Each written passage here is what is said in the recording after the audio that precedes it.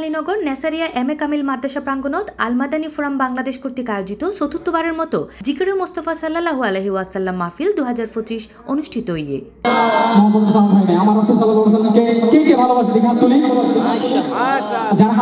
মাহফিলের সভাপতিত্ব করে চট্টগ্রাম নেসারিয়া কামিল মাদ্রাসার অধ্যক্ষ আল্লামা রফিক উদ্দিন সিদ্দিকী ও অনুষ্ঠান পরিচালনা করে আল মাদানী ফোরামর চেয়ারম্যান মোহাম্মদ হাসান রেজা ও মহাসচিব আবির চৌধুরী।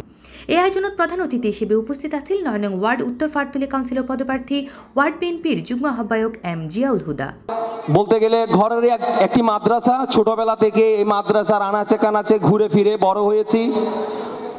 তো এখানে যখনই যাই কিছু হয়, যখন জানতে পারি ছুটে আসি, নিজের যতটুকু করার আছে ততটুকু করার জন্য আমি চেষ্টা করব।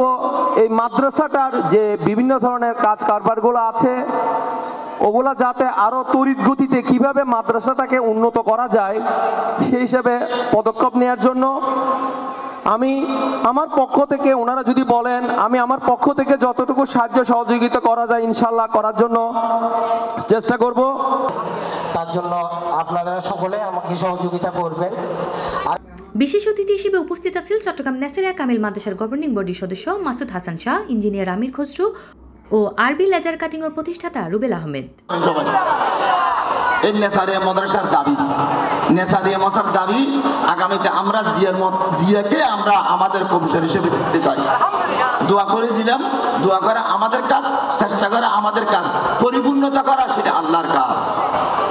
এছাড়াও এই সময় আরো উপস্থিত আছেন সোহাগ রেজা, শাহপরান আবেদী, তৈয়ব রেজা, শহীদুল ইসলাম সহ আরো বোধকেই। মাহফিলত মাইজে দেশের শান্তি, সম্প্রীতি ও নবীজি সাল্লাল্লাহু আলাইহি ওয়াসাল্লামের প্রতি ভালোবাসা বৃদ্ধির আহ্বান জানানো হয়। পরিপূর্ণতা করা, সেটা আল্লাহর কাজ। সি+ টিভি, চট্টগ্রাম।